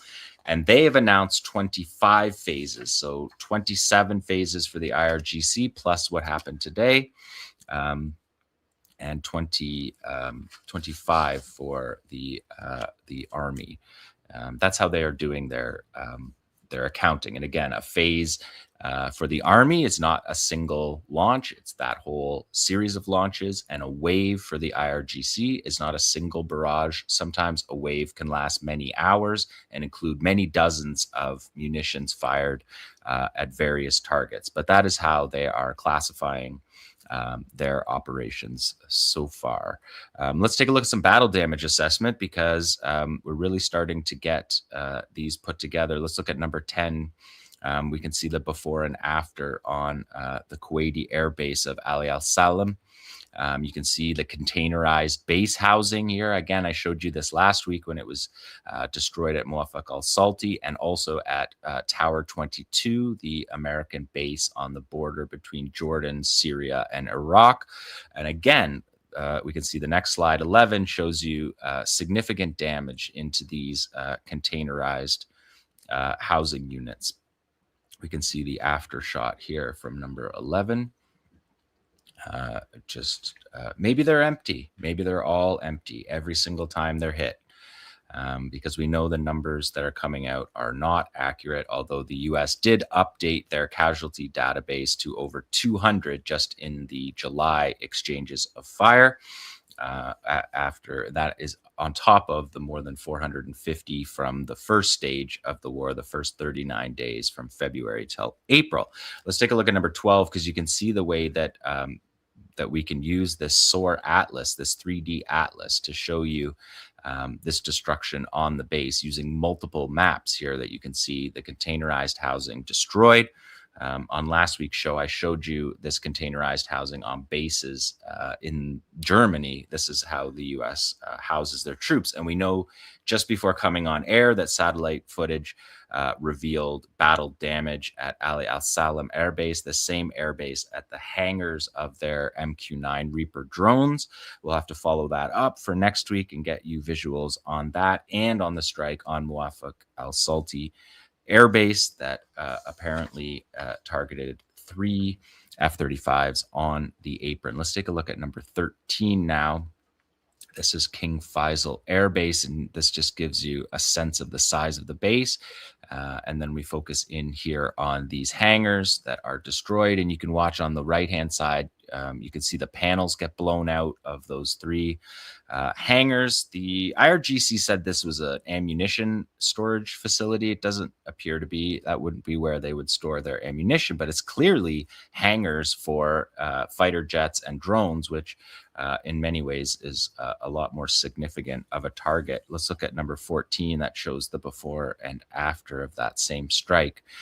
Here on the hangar, you can see the vehicles around it, and watch it get blown out in this next one. 15 shows the after effects, and again, you can see the blowout panels on that as well.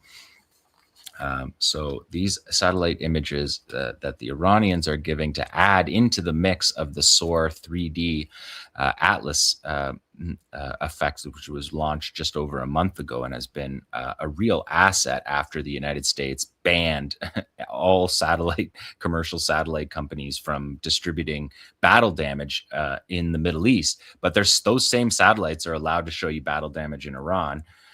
Because the Americans are bragging about the battle damage in Iran and lying about the battle damage on their own bases. Let's take a look at 16. This is Ahmed al-Jaber Air Base in Kuwait, and this is an FPS 117 radar, and you can see the radar dome there. And the IRGC said, continuing the Dark Night campaign against U.S. air defense systems and radars in the region, they struck and destroyed 1 early warning radar, 1 missile defense radar system, and 1 FPS 117 radar, and 1 Patriot air defense missile system, and a satellite communication system related to the U.S. military air defense, all located at Ahmed al-Jaber base in Kuwait.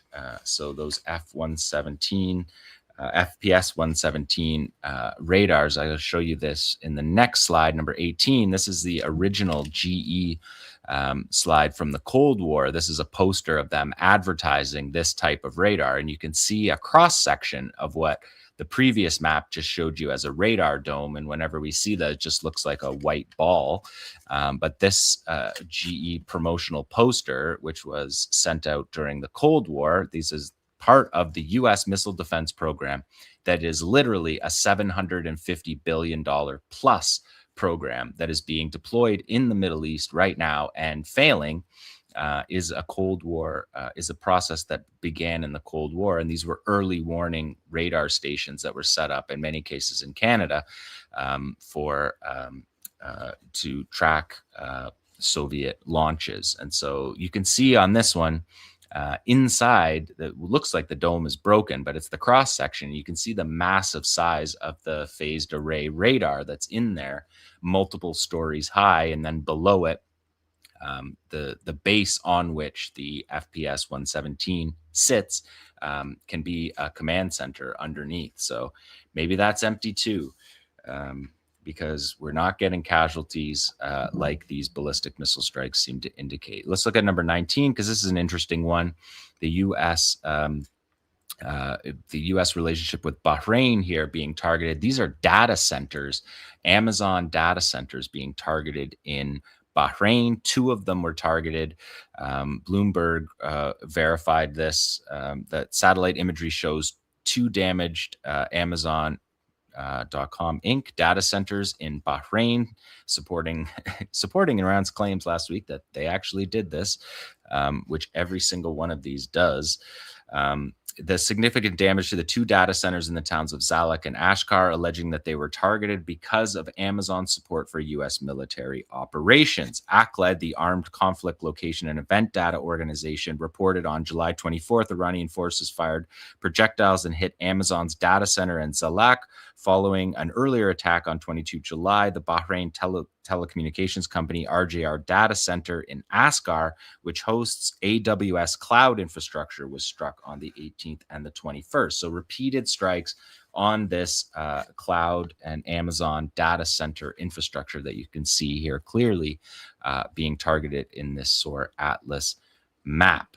So that is the battle damage from Iran this week. And again, we had 5 of the days this week. There was no exchanges of fire. So I expect next week we'll have much more on Iran. Already today, we have much more. As I have stated multiple times, we are seeing satellite footage emerge just before coming on air of multiple F-35s being struck on the apron at 𝐓𝐻𝐞 𝐄𝐥𝐞𝐜 Air Base. So let's take a look at Yemen now, because Yemen has joined this battle and locked down the strait, the Bab el-Mandeb Strait that you see there. This is a photograph from the International Space Station.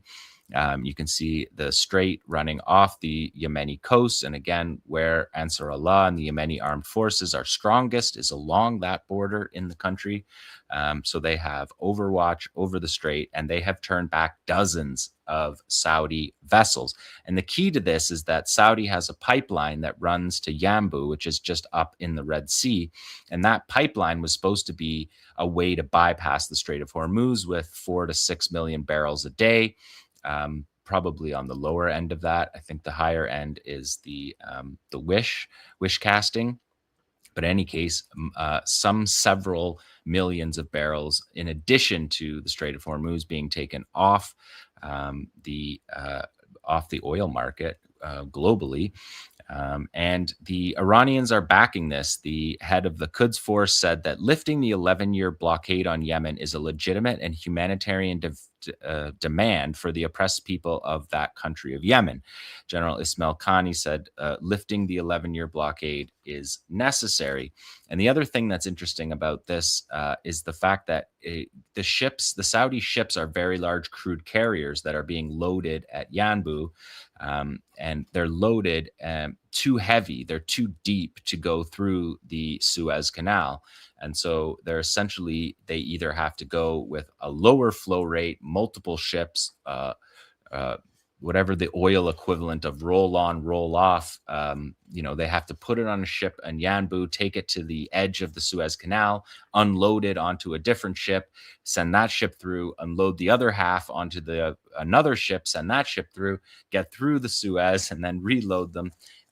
This is just something that is a really impactful blockade on the strait. And some people might ask, how did this begin, other than the fact that Saudi has blockaded Yemen for the past 11 years, a deadly blockade, a humanitarian catastrophe that has been said many times by all humanitarian organizations, the United Nations, everyone involved in humanitarian work has called this a catastrophe for more than a decade, and no one does anything about it. But the Yemeni resistance is deciding to do something about it at this time when the deal between Iran and the U.S. says that there will be a halt to aggression in all countries of the Axis. So Yemen getting in on this. But what started this latest round, I'm going to show you this with audio in. This is a missile strike by Saudi Arabia on Sana'a, the international airport in Yemen, in an attempt to block an Iranian plane from landing, a blockade of the airport also in addition to the seaport. So here's a report by Yemeni television that was shown by Tasnim, the Iranian news channel. But this is Yemeni reporters who are watching these strikes And there's going to be audio again in. You're going to hear explosions in this next round. Let's go to number 30B.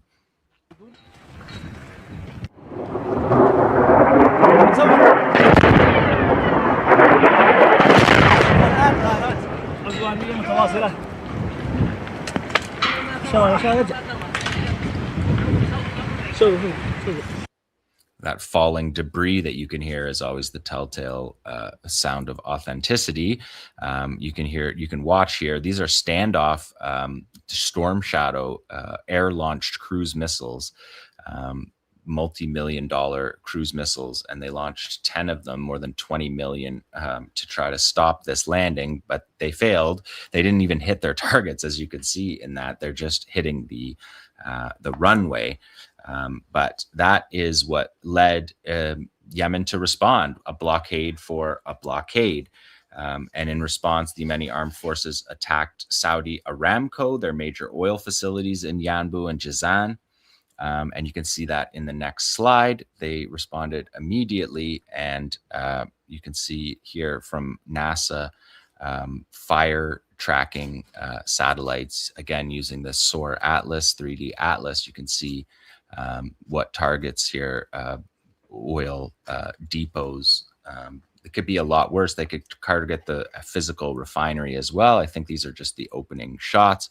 But the main export artery for Saudi Arabia through Yanbu is under attack as a result of that first video that I showed you. If we look at 32, we can see the UK Maritime Transportation Organization trade operation, run by the UK Navy. You can see this is a ship, a Saudi very large crude carrier being turned around. The notice from the UK MTO says, has received a report of suspicious activity. The master of a tanker has reported hearing an explosion while transiting the southern Red Sea. The report confirms that the crew and the vessel are safe. No environmental damage has been reported.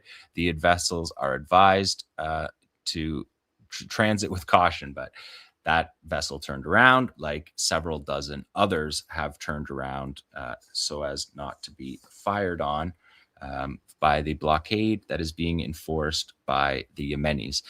And also this week, if we take a look at 33, you could see the Yemeni armed forces here downing Bayraktar Raider drone, the 𝐓𝐡𝐞, which is a strategic $30 million+ high altitude, long range drone.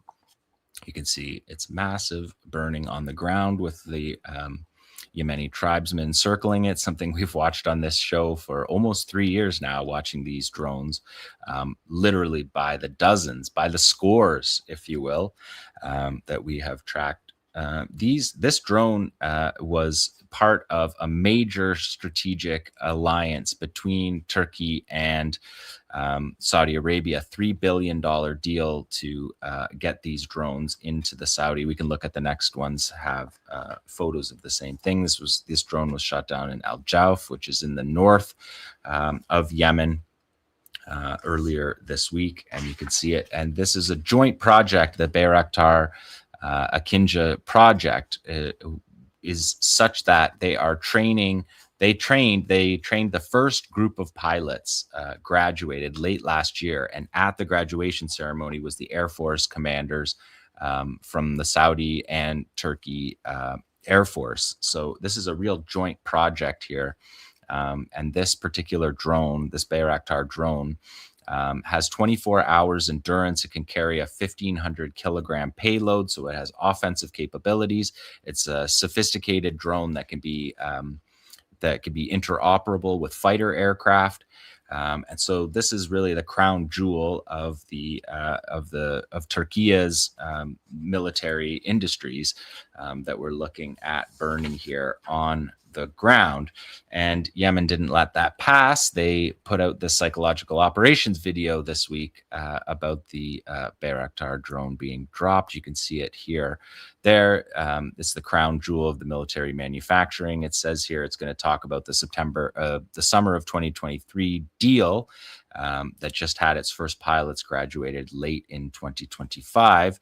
And it's one of the largest deals in Turkish military export history. And you can see the plane there is very significant. They're showing us there the radar of the, I mean, the assumption is that as a 358. We can't see it enough, but this drone flies 10,000 plus feet higher than the MQ-9 that had been picked off time and time again with the 358 missile. And this says your gamble failed. What remains is debris. So your gamble of sharing military technology with Saudi and then deploying that in Yemen, that gamble failed, according to the Yemeni armed forces. And just one quick note from Lebanon, the Israelis said that an FPV drone overnight on Tuesday struck an Israeli D9 armored bulldozer at the Ali al-Taher Ridge. And that is the ridge that the Israelis said they controlled, and Hezbollah said they will not control and do not control. That's the strategic ridgeline north of Beaufort Castle. So that FPV strike, Hezbollah did not take credit for that strike. They have otherwise adhered to the ceasefire. And of course, Israel has not, with daily violations as ever. So this has been the Resistance Report on day 1028 of Israel's genocide in Gaza, day 153 of the Iran War. And again, you can find past episodes of the Resistance Report on our YouTube channel at the Resistance Report playlist. Thank you so much for that, Jon. I mean, the depletion of the U.S. And their allies' interceptor missiles alone is pretty significant. Yeah, for only 50 days, right? It's only 50 days of actual combat. Yeah. So what's the large scale operations? If it goes 50 days like these did, they'll be at zero. So it's a very interesting dilemma that the U.S. has here. Yeah. And like I said, because of the production time and the shortages of the parts, like these are very high tech missiles. The interceptor missiles, they need critical minerals that are difficult to get in the U.S. supply chain. They need to crack into the Chinese supply chain to get those kind of pieces for them. So the supply line is like a 5-year, projected out 5 years before even replacing the ones that were used, let alone building a stockpile for future wars. So if this war doesn't have an exit, you can imagine there'll be more than 50 days of combat. 60 days of combat is the uppermost that we've had since February 28th, because we had the ceasefires and the lulls and whatnot. But this large scale attack that Trump has promised, he better hope that there's not Iranian ballistic missiles, which, by the way, are produced at manyfold the rate of the interceptors per year, let alone 5 years out. So, I mean, the Department of War itself kind of confessed over the weekend. They quickly posted and then quickly deleted this image on social media. Tamara, I sent. Yeah, let's see if we can put that up now. Right. I don't know if you saw this. I did see this. Winning, it's not an option. It's true. Clearly.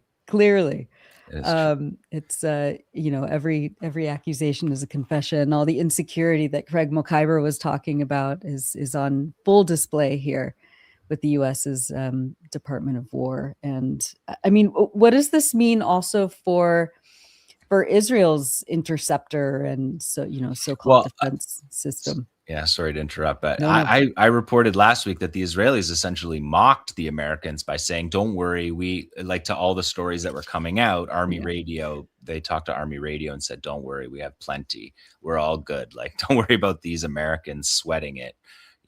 They're big brothers using his stocks, but we're not using ours as a dependent. Yeah, I mean, but a lot of their THAAD systems and Iron Dome system and the batteries were heavily damaged or wiped out by both Hezbollah and Iran. And the critical radars that were destroyed are long-range radars. They're not primary, even though they're struck on bases in Kuwait and and Jordan. Jordan is the real example of it, but those radars are for Israel. They're for long range tracking. So you can see the launch take place from Iran, and then you can calibrate it.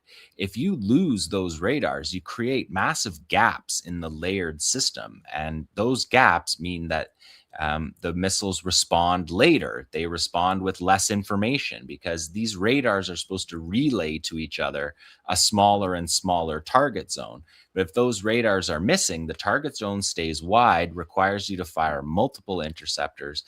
And it's really just this interceptor math. I mean, I reported on it on the first day before there was even a war, when they were doing the buildup, saying like, they don't have enough of these.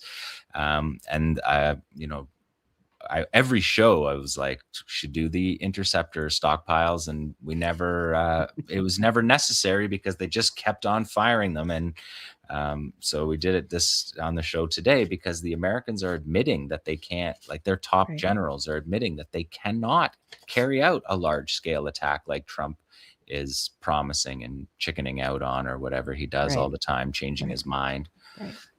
So It's incredible because, like, not only do they not have the physical materiel, to keep this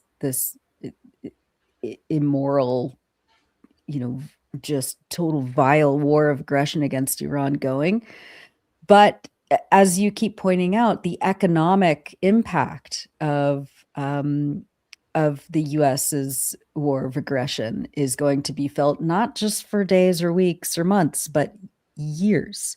And it's going to impact the entire global economy and the agriculture market and shipping and infrastructure on a massive scale. And no one in the US, I think, is prepared for the wave that's coming.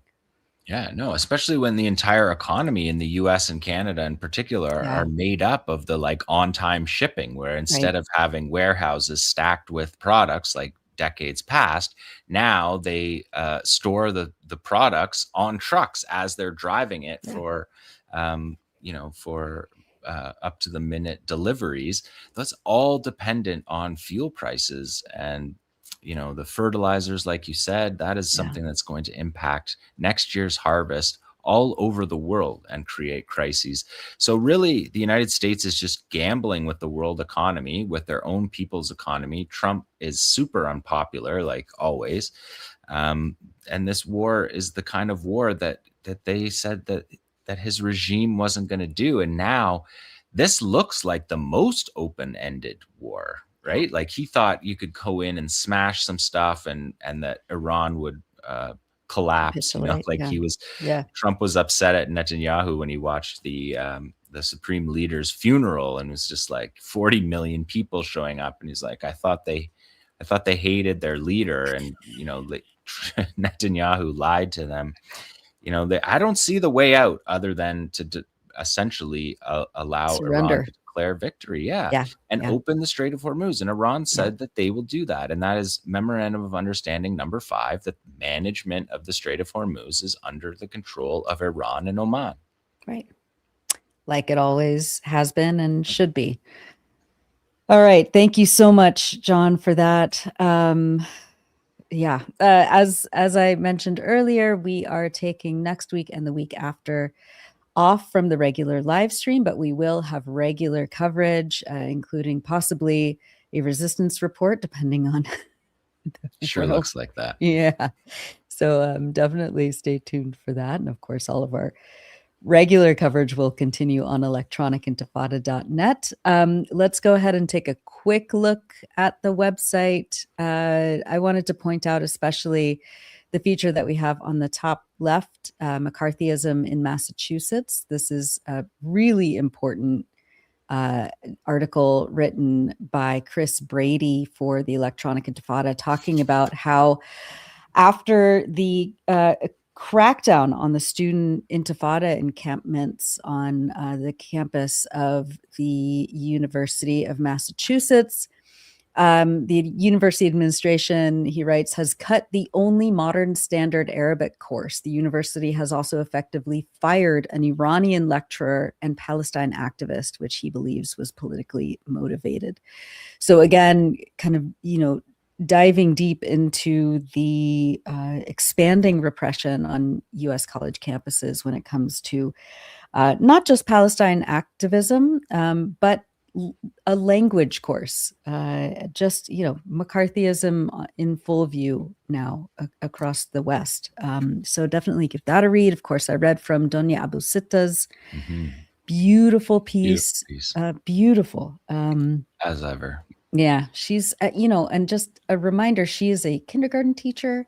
She is a writer, she's a journalist, and she's a med student, all while being forcibly displaced. And she just talks about what it means to be displaced and trying to find some semblance of a stable home environment with her family. So yeah, please give that a read. Danger is never distant in Gaza's orange zone. As I mentioned, Tamara has a piece coming out probably right after this live stream about Israeli settler violence in the occupied West Bank, all of these pogroms and lynch mobs that are taking place and expanding with full cooperation, encouragement, financing, and arms by the Israeli government itself, of course.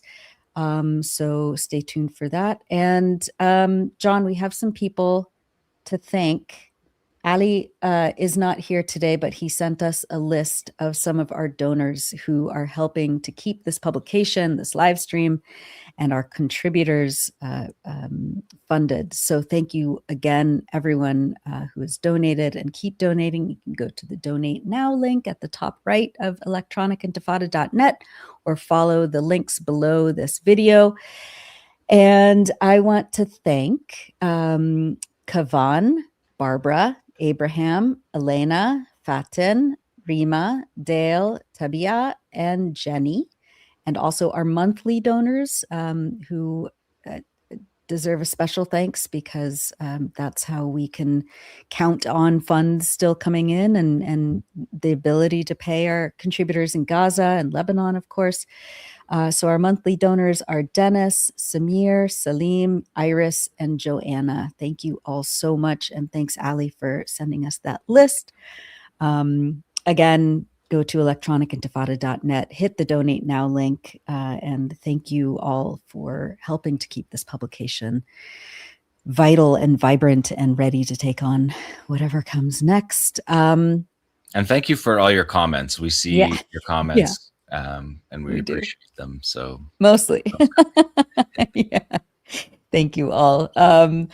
And let's see. Yeah, we'll be back on August 20th, as I mentioned, but stay tuned for standalone episodes on our YouTube channel and on electronicintifada.net. I want to thank, of course, Tamara Nassar for pulling this program together as she does every week. Thank you so much, Tamara. Thank you to Eli Gerzon for social media production. Thanks to Pierre Loisel for radio production. Thanks to everyone, all of our colleagues at the Electronic Intifada. Thank you, Ali. And on behalf of myself and Jon and Tamara and everyone at EI, thank you all. And we will see you August 20th.